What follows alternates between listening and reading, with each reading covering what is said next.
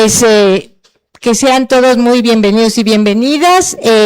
Queremos agradecerle de verdad a las autoridades de las instituciones participantes en esta exposición.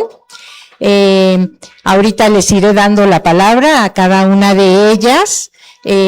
Agradecemos también mucho la presencia de José Luis de la Cruz, el fotógrafo de la exposición, que nos honra con su presencia, y les pido un aplauso.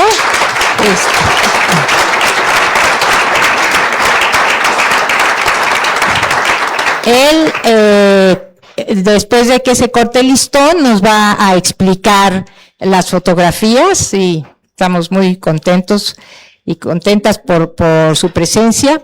Y pues sí, realmente les agradecemos de todo corazón a cada una y a cada uno de ustedes que están aquí acompañándonos en este evento. Vamos a comenzar dándole la palabra a Dolores González Arabia, presidenta de la Comisión Nacional, de la Comisión de Derechos Humanos de la Ciudad de México. Ojalá. Y pues muy agradecidos de que nos haya brindado la comisión y el gran equipo que tiene este espacio para la exposición. Lolis. Muchas gracias. Bueno.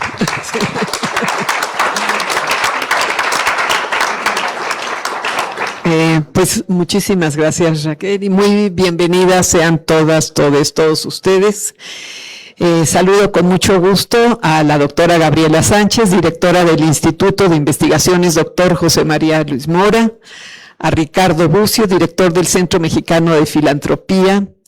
No ha llegado, pero esperamos a Rafael Castelán de la Redim, presidente de la Redim, y a Sara San Martín de Derechos de la Infancia y Adolescencia, a Raquel. Muchísimas gracias por la invitación también a participar en este momento. Agradezco la presencia de quienes hoy nos acompañan en la Comisión de Derechos Humanos de la Ciudad de México, así como a las personas que nos siguen a través de la transmisión. Reconozco especialmente a José Luis de la Cruz, autor de las fotografías que integran esta exposición, y a quienes participaron para hacer posible este proyecto. Hay exposiciones que nos obligan a detenernos, a escuchar y a asumir una reflexión profunda frente a aquello que muestran acerca de la vida, especialmente de niñas, niños y adolescentes, que habitan en contextos atravesados por distintas violencias y desigualdades. Cuando veamos las imágenes es imposible no detenerse a pensar lo que implican. Imágenes sobre las historias de vida de estas infancias que aparecen en ellas en sus complejos y violentos entornos comunitarios, que padecen al tiempo que crean, juegan, construyen relaciones e imaginan en su cotidianidad otros mundos posibles. La exposición nos habla de una realidad que permanece fuera de la conversación pública. Los contextos de exclusión, desigualdades, conflictividades, de una adultez necesaria, impostergable, temprana, que viven estas niñas, niños y adolescentes en las zonas de violencia extrema de Guerrero, en la montaña, en Chilapa, y reconocerles desde su dignidad, autonomía, para evitar que las violencias que los atraviesan definan por completo sus identidades y posibilidades. Por ejemplo, en la Ciudad de México, más de 22,000 niñas, niños y adolescentes, según datos de Redim y el Observatorio, se encontraban en condiciones de amenaza, y entre 4,000 o 7,000 que podrían enfrentar riesgos de reclutamiento o utilización hacia el año 2022. Y aunque esas cifras son estimaciones, no representan necesariamente una estadística rigurosa, son de casos concretos, sí nos muestran la necesidad de fortalecer la prevención territorial y las rutas de protección, acompañamiento y restitución de derechos.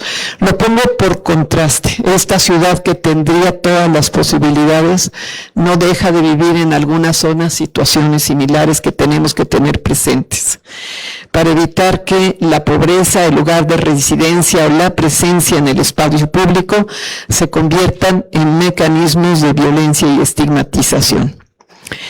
Estas imágenes nos interpelan también ante la imperiosa necesidad de reconocer y generar alternativas de protección integral y prevención en espacios y comunidades capaces de acompañarles. Un proceso de construcción de paz enfocado en el fortalecimiento del tejido social para fortalecer vínculos de confianza y pertenencia, así como ampliar posibilidades para participar, crear y desarrollar proyectos de vida. Transformar las condiciones que producen violencia y fortalecer las capacidades de personas y colectividades para ejercer sus derechos, organizarse e intervenir en las decisiones que afectan su vida. Estas imágenes que conmueven no solo nos tienen que generar un sentimiento de empatía, sino interpelar nuestra acción y nuestro esfuerzo organizado. Transformar los entornos que producen esta violencia y fortalecer las capacidades de personas y comunidades para ejercer, proteger, garantizar derechos, organizarse e intervenir en las decisiones que afectan estas vidas. Pero en este proceso, sobre todo, escuchar a niñas, niños y adolescentes resulta fundamental. Estamos seguras que son ellos quienes desde sus territorios conocen las realidades que les afectan, las relaciones que les lastiman, las posibilidades de transformar.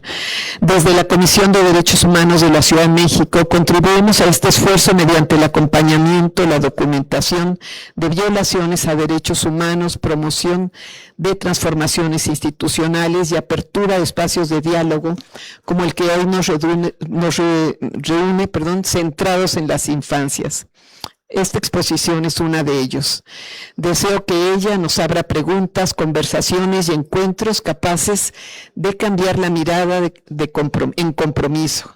Que estas imágenes nos permitan reconocer las posibilidades, capacidades, potencialidades de niñas, niños y adolescentes y fortalecer junto con ellas y ellos condiciones de dignidad, protección y ejercicio de derechos.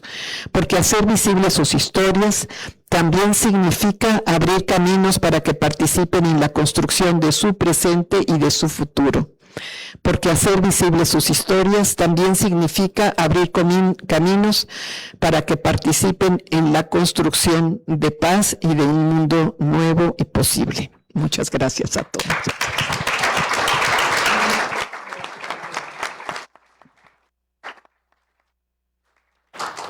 Muchas gracias, Lolis. Muy importante lo que nos dices, la necesidad de reconstruir el tejido social con la participación de los propios niños y niñas. Vamos a darle ahora la palabra a nuestra querida Gabriela Sánchez, la doctora Gabriela Sánchez, directora del Instituto Dr. José María Luis Mora, que tiene también algo muy importante que platicarnos. Muchas gracias, Raquel. Muy buenas tardes. Tengan todas y todos ustedes. Yo saludo con mucho afecto, con mucho respeto, por supuesto, a Dolores González Arabia, presidenta de la Comisión de Derechos Humanos de la Ciudad de México, a Ricardo Bucio Mújica, presidente ejecutivo del Centro Mexicano para la Filantropía, Rafael se sumará en un momentito, a Sara San Martín Romero, que de Derechos de la Infancia y Adolescencia, Asociación Civil, y a todas y todos aquellos que nos acompañan aquí en la sala y también a distancia. Raquel, muchísimas gracias por organizar junto con Sonia Romero, por ahí anda, este espacio, y muchas gracias, Lolis, por acogernos aquí.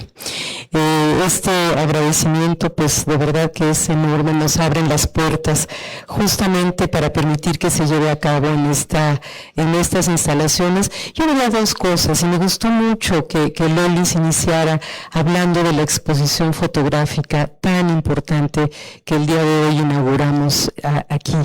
Y también enmarcar que esta exposición se da en el marco de un diplomado que se llama Derechos de Niñas, Niños y Adolescentes en Contexto de Crimen Organizado.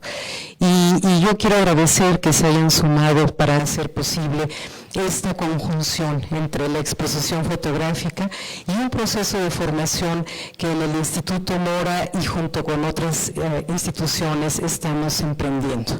Y les quiero platicar un poquito de ello. Como ustedes saben, el Instituto Mora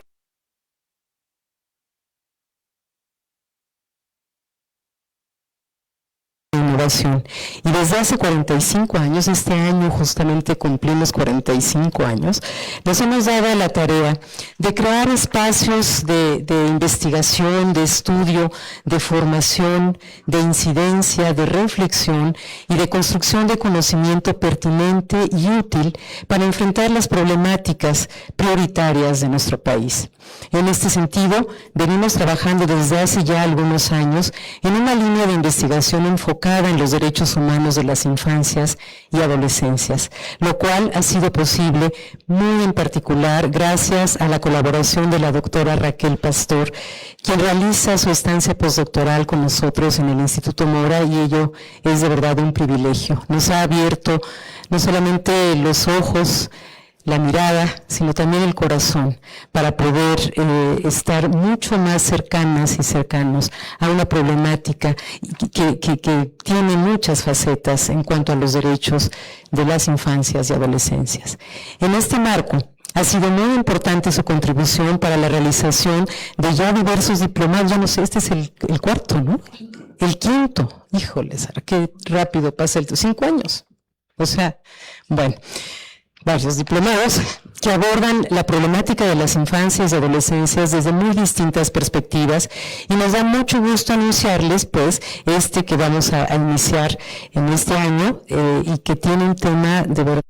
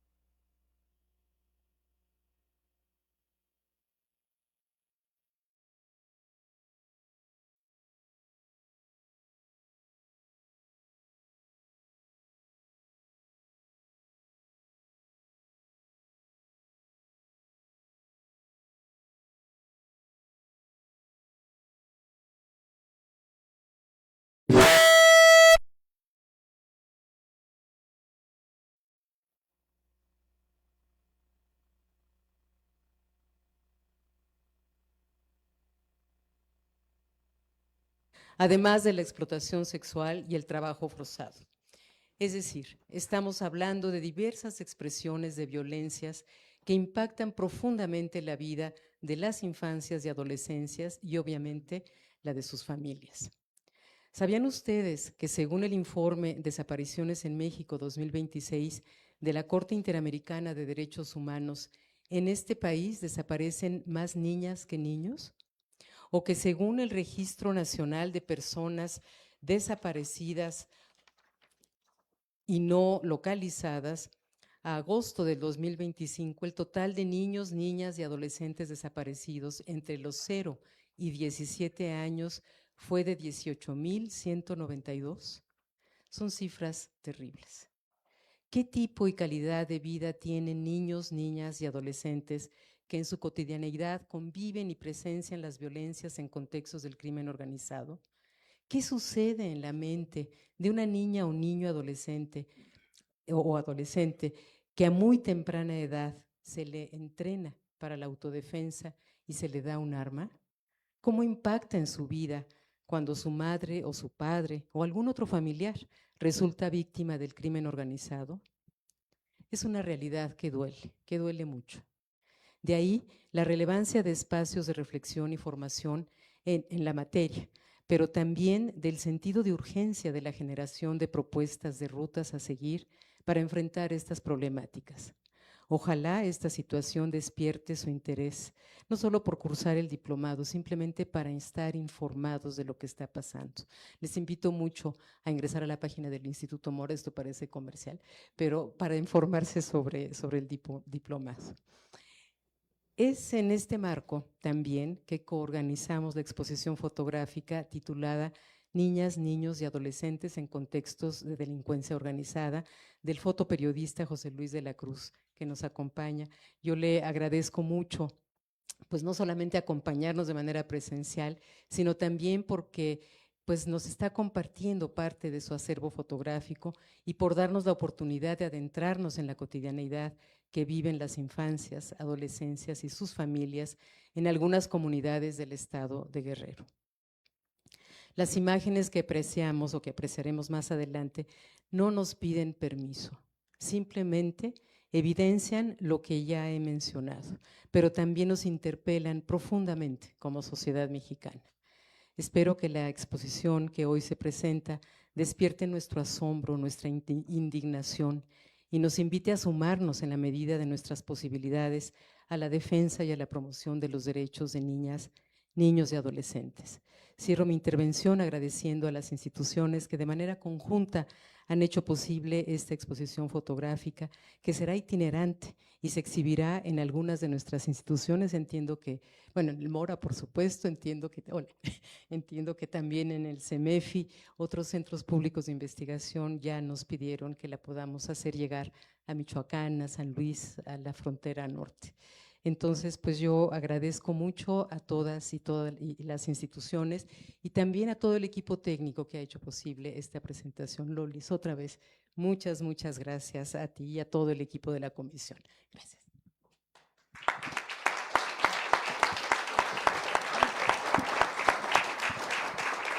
Muchas gracias, Gaby. De verdad, como ven, el Instituto Mora ha sido realmente un espacio extraordinario para poder abordar estas problemáticas y poder ir buscando alternativas. Créanos que a eso le dedicamos muchísimo esfuerzo. Bueno, voy a darle ahora la palabra a también nuestro querido amigo Ricardo Bucio, director del Centro Mexicano para la Filantropía. Muy bien. Buena tarde a todas y todos.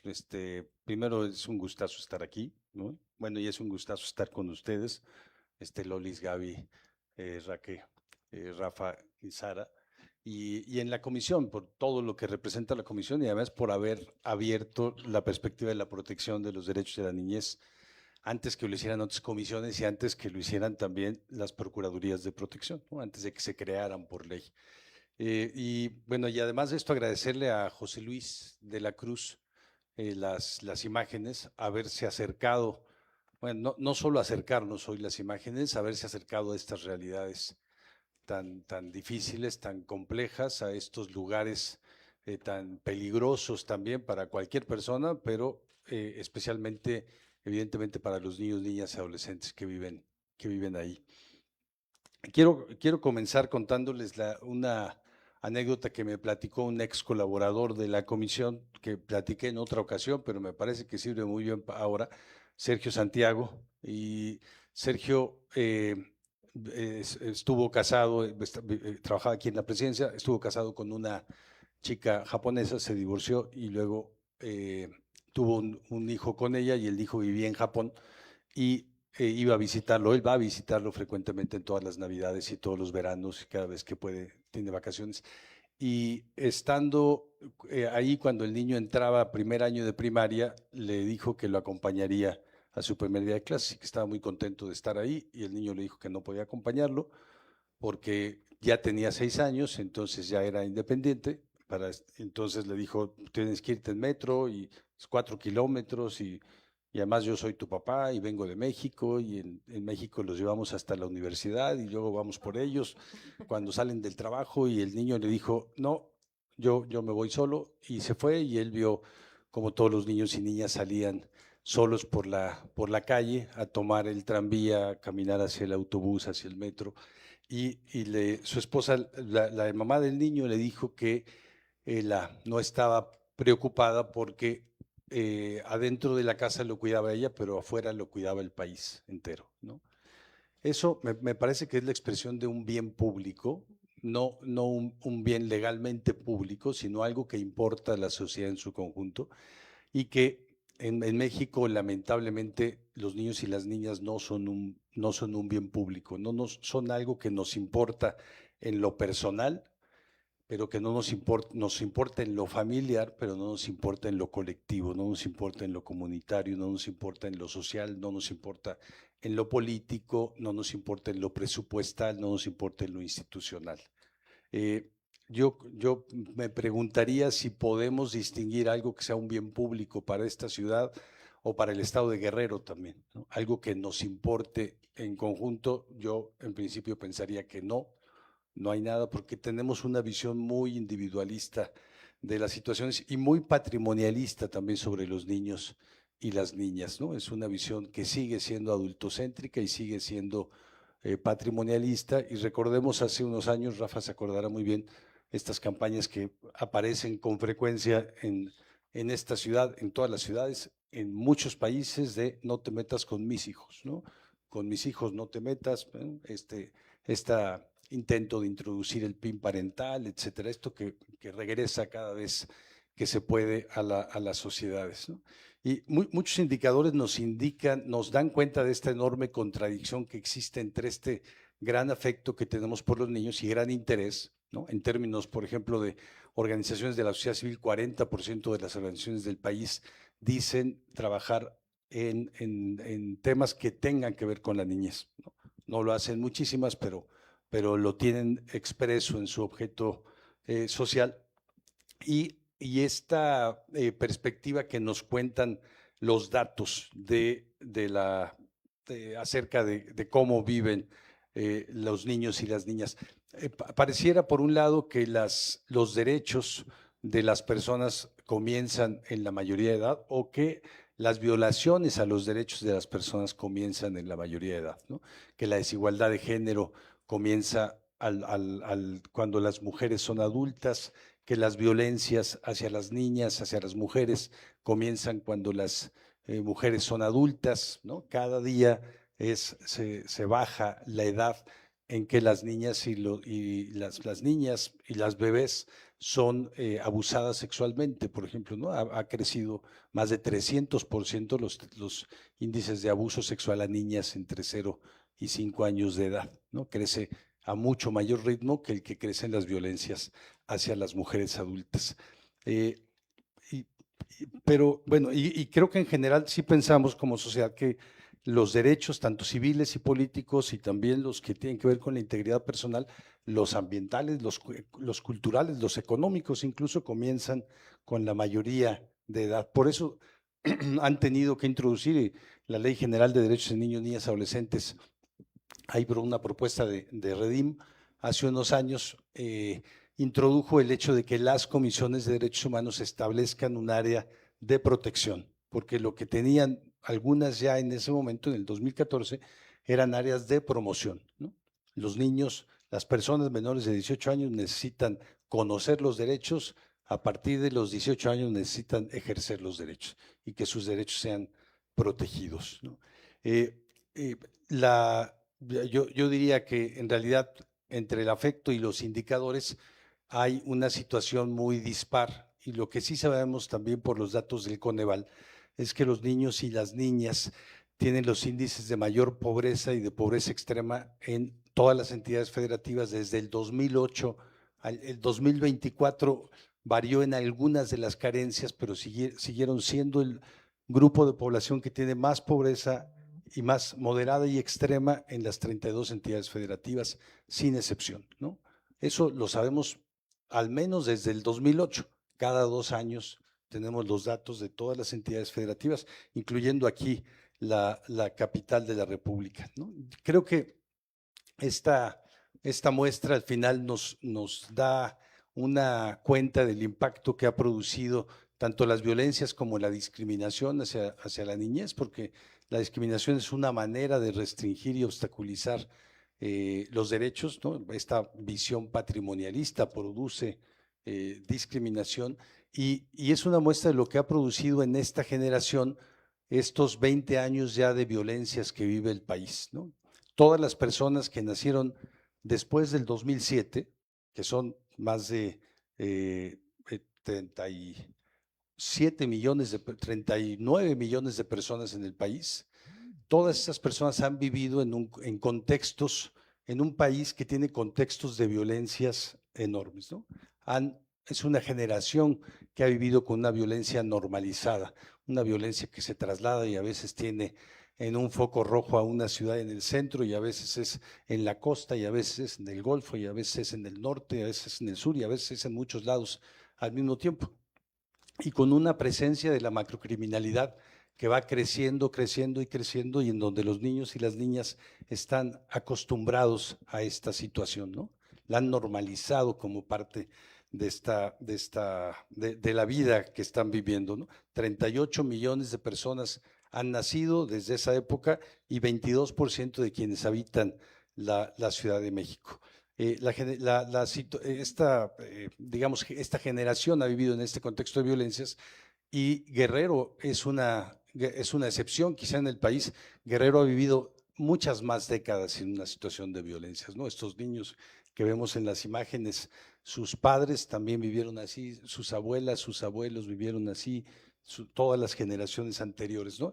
Y es una situación que no hemos podido cambiar como país, ¿no? En donde estamos dando de alguna manera esta herencia de la relación con las violencias y también creo que en sentido positivo una relación distinta con la diversidad, ¿no? Es una generación la que ha nacido en este milenio que tiene una comprensión mejor de la diversidad sexual, de la diversidad cultural, de la diversidad política, evidentemente de la diversidad lingüística.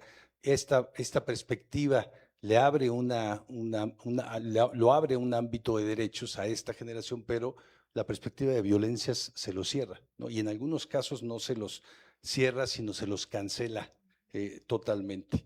Es una situación que además no solo está, como en el caso de las fotografías que vamos a ver, en el ámbito social o en el ámbito rural, urbano, en el ámbito de fuera de los contextos del hogar, está mayoritariamente en los contextos del hogar.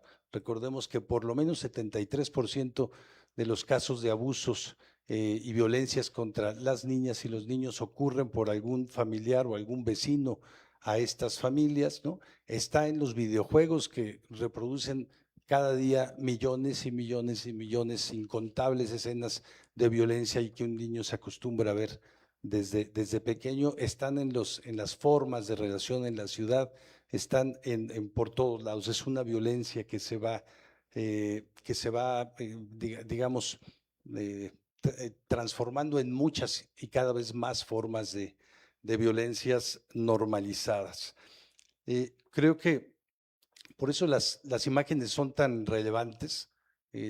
Uno dice siempre que las imágenes hablan más que 1000 palabras, pero creo que en este caso una de las palabras que yo quisiera resaltar que nos llevan a eso es a un llamado a la desnormalización de las violencias, ¿no? A entender que si México todavía no tiene a la niñez y a las adolescencias como un bien público, lo que sí podemos comenzar es a tener un proceso colectivo de desnormalización de las violencias. Yo creo que esta forma de organizar la exposición, es decir, organizaciones de la sociedad civil, redes, instituciones educativas, también la Comisión de Derechos Humanos de la ciudad, es una forma de una expresión intersectorial de que sí podemos hacernos cargo progresivamente, al menos, de ir desnormalizando esto, ¿no? Y yo creo, Lolis, yo me atrevería a pedirte que por el peso que tiene la Comisión en la Federación de Organismos Públicos de la ciudad y por el peso que tiene la Ciudad de México en el país, también pudiera ser una punta de lanza para esta protección, ¿no? Muchas veces se ha intentado tener un informe de la Federación sobre la situación de los derechos de las violencias, no se tiene, ¿no? Que todos los organismos tengan una efectiva área de protección, ¿no? Que haya recomendaciones por la falta de presupuestos públicos de las procuradurías municipales, estatales, la federal, etcétera, ¿no? Una acción mucho más decidida de los organismos públicos y evidentemente cuenta con las organizaciones de la sociedad civil y con toda la capacidad que nos puede dar en generación de conocimientos la academia. Muchas gracias.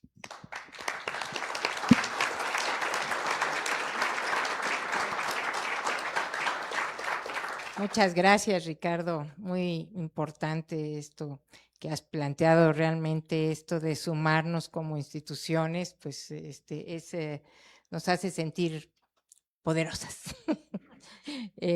Vamos a darle la palabra ahora a nuestro querido Rafa Castellán. Él es el presidente de la Red por los Derechos de la Infancia en México, que es una red que ha sido cómplice completamente todo este proceso de trabajo buscando alternativas para las niñas.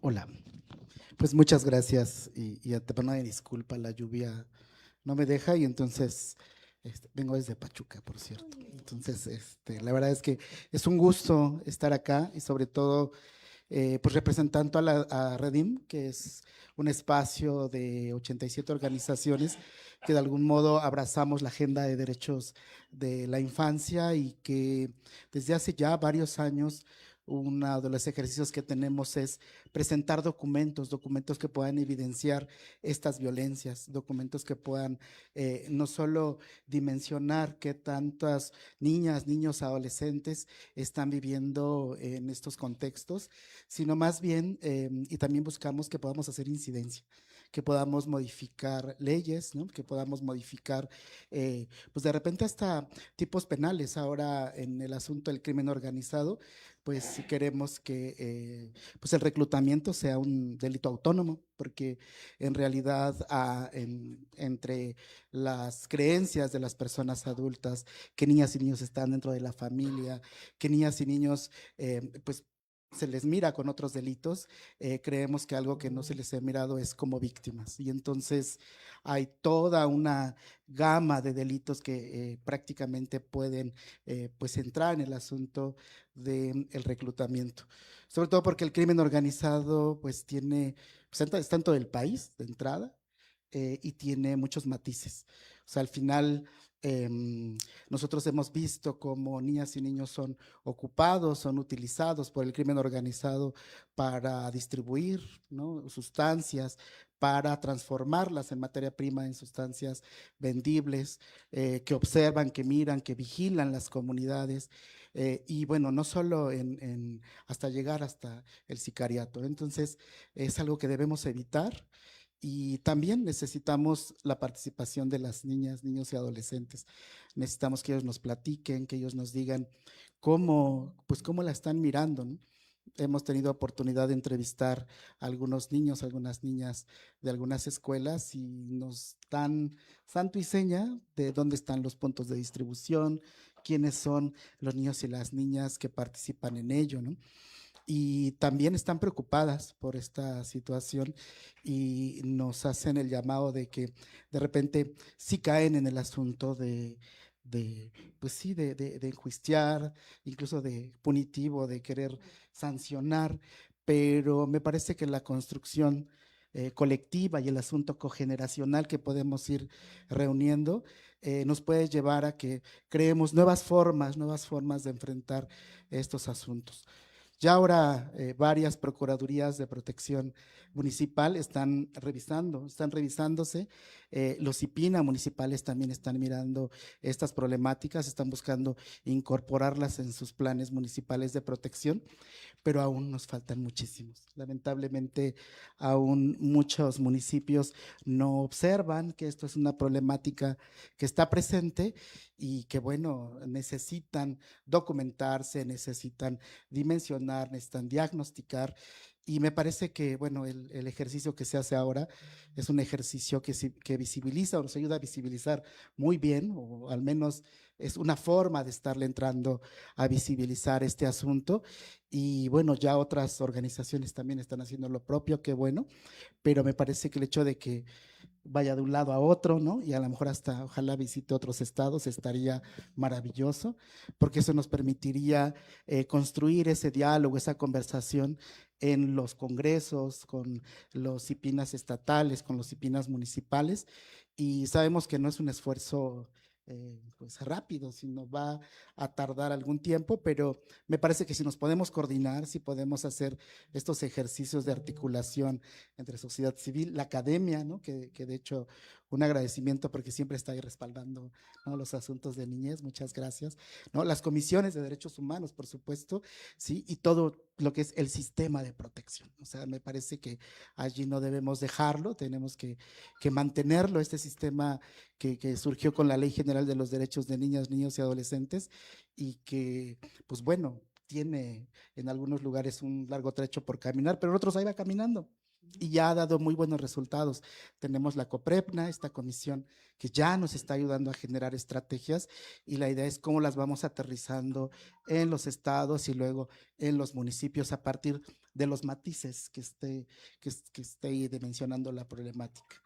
Y bueno, decirles que desde Redim estamos, pues sí, ya con varios esfuerzos y bueno, en el mes de agosto se emitirá una convocatoria también para un poco recuperar formas gráficas para que nos ayuden a seguir pues retomando, dimensionando, reflexionando, ¿no? Conversando estos asuntos de las niñas, niños y adolescentes en contextos de crimen organizado, principalmente en los asuntos de trata y reclutamiento, que nos puedan ir ayudando. Entonces, esperamos si hay murales, si hay videos, si hay fotografías, algo que nos siga, que nos pueda seguir ayudando a conversar, a dialogar y sobre todo a colocar estos asuntos de agenda.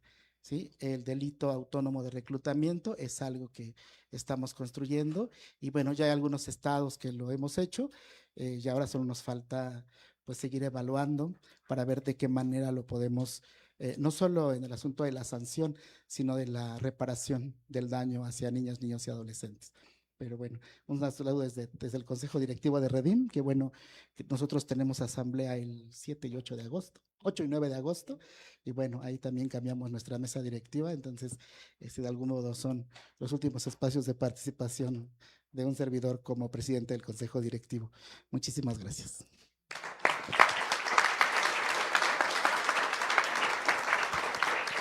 Sí, muchas gracias, Rafa, y de verdad, un especial agradecimiento por viajar hasta acá para poder venir a compartirnos este trabajo muy importante. Y pues por último le doy la palabra a Sara San Martín, por parte de Derechos de la Infancia y la Adolescencia, que nos va a presentar muy brevemente el proyecto. Ahora sí que no queremos solo hablar del problema, queremos hablar de la construcción de alternativas. Gracias, Raquel. Muchas gracias a todos por estar acá, por hacer el esfuerzo de encontrarnos cara a cara, que luego la pandemia nos ha hecho que no nos encontremos tan seguido, y porque la exposición ha sido una provocación para este encuentro y qué mejor preámbulo para poder empezar el diplomado, para poder empezar a reflexionar. Todo lo que han dicho han sido probaditas de lo que esperamos seguir masticando y dándole vueltas en el diplomado, ¿verdad? Y sobre todo en las búsquedas de qué podemos hacer, ¿no? Desde las trincheras, desde el campo en el que estemos, qué podemos hacer, qué podemos exigir, qué podemos crear, inventar y sumar esfuerzos. Pues el diplomado ya están viendo ahí, ya saben de qué es. A el diplomado se sumaron también otras organizaciones, el CIPINA también se ha sumado a la convocatoria, además de que el Instituto Mora es nuestro gran acogedor ya desde varios diplomados y hemos sido muy felices porque también su calidad y su peso pesa para que la gente se quiera inscribir y quiera tener un papelito del Mora, ¿no? Eso nos ha ayudado mucho. Hicimos otros diplomados antes con otras instancias que también jalaban, pero creo que el Mora le dio un empujón a lo académico. Muchas gracias, Gaby. Ahí está también, además del CIPINA, está Melel Jolabal, que es un centro en Chiapas que justo trabaja con niñez, con infancias, con adolescentes y con las problemáticas que están en Chiapas viviendo y haciendo mucho análisis, ¿verdad? Y nos ha compartido para también poderlos integrar en los documentos y en los textos de lectura. Y por supuesto, Redim, nuestro gran aliado, y mucho de lo que Rafa ahorita platicó va a venir en uno de los módulos y en las temáticas. Ahorita podemos pasar a ver a las temáticas. Si nos pasan la siguiente rapidísimamente. Bueno, era como la finalidad o el sentido es que, ya lo dijeron muchos ustedes, que las violencias no definan a la vida y el desarrollo de las infancias, que la violencia no se normalice. Muchas gracias, Lolis, perdón, y por estar acá con nosotros, sí. Y en la siguiente podemos ver los módulos y el objetivo, que son 3 módulos. Uno, vamos a entrar con el derecho a la vida, a la supervivencia y al desarrollo, y ahí también abordamos parte del panorama y de la situación de homicidios, desapariciones y extorsiones a niños, adolescentes o también a sus cercanos, ¿verdad? Que les impacta. Y el segundo módulo es el fuerte de Redim, ¿no? Justo los documentos, las investigaciones que han generado están retomadas en ese módulo y de hecho ellos han arrastrado lápiz también con esto, porque es mucha arrastradera de lápiz en esto, porque tienen textos. El diplomado es totalmente en línea, aunque tenemos unas sesiones sincrónicas, una por módulo, y que a veces son presenciales como la inauguración, el cierre o algunas, pero todo es en línea y tiene textos de estudio, actividades de aprendizaje, evaluaciones temáticas. Es de darle, no es algo que absorba de tiempo completo porque son 120 horas distribuidas en más o menos 5 meses, del 17 de agosto al 11 de diciembre, que ya sería el cierre, con un cálculo como de 7 horas que hay que dedicarle a la semana. Y el último módulo es justo sobre el sistema de justicia y las situaciones que hay de adolescencias ante la ley también en conflictos. Acá tenemos a uno de los colaboradores expertos en ese tema que nos está ayudando en el desarrollo de los contenidos.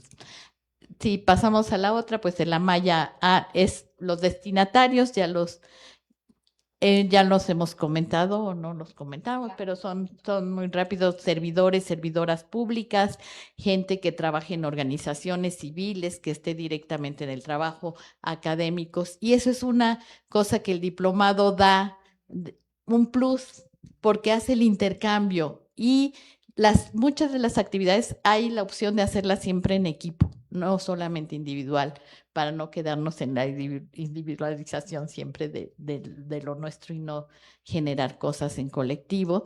Y generalmente hay un chat de intercambio que luego permanece más allá del diplomado, y es muy bonito ver cuando alguien escribe de Quintana Roo si conocen a alguien en la frontera para norte porque hay un niño, ¿no? que necesita, no sé, se empiezan a generar no solamente intercambios de qué actividades, informes, datos, sino de acciones de protección directas a casos concretos. Y han permanecido los chats esos como desde el 4º diplomado, una cosa así tenemos, que fluye sin mayor estructura, ¿no? Y sin mayor formalización, pero que fluye, y creo que es algo muy importante. Creo que ya viene después la malla, ¿verdad? No me voy a detener en ella. Ya quienes se interesen y participen ya se enterarán mucho más y recibirán toda la información. Y finalmente el mecanismo es que entran a la página del Instituto Mora, institutomora.edu.mx, ¿sí, Fabiola? Y ahí se empiezan el registro en línea, ¿verdad? Hay posibilidades de becas gracias a la Fundación CERTUL, que nos ha estado dando apoyo también en varios de los diplomados, y con eso podemos dar hasta medias becas. Además que el costo con el Mora, digo, eso es bien accesible, que creo que pierde con nosotros, pero ganamos mucho, pero se gana mucho en la gente, en la sensibilización, en el compromiso, en la transformación de miradas también de los participantes y en el intercambio. Es de 2,000 pesos el costo y hay posibilidad de 50% de becas casi para todo el mundo, ¿verdad? Para todo el que quiera. Y hay que mandar una carta solicitud de beca y al correo, que también es el correo específico del diplomado.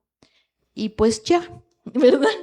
No me extiendo más. Muchas gracias por darnos una probada y por toda la acogida aquí en la comisión, la acogida en el Mora y Raque, pues porque a ella se ha inventado todos estos diplomados y nos trae en friega para sacarlos, ¿verdad? Sí, su tenacidad es impresionante. Pues muchísimas gracias, Sarita. Pues vamos ahora a pasar a ver las fotografías. José Luis va a tener un micrófono y vamos a poder ir viendo todo este trabajo tan interesante. 1,000,000 de gracias, de verdad, a Lolis, a su representante, a Rosario, a Gaby, a Rafa, a Ricardo y Sarita. Muchas gracias y a todos los que estamos aquí.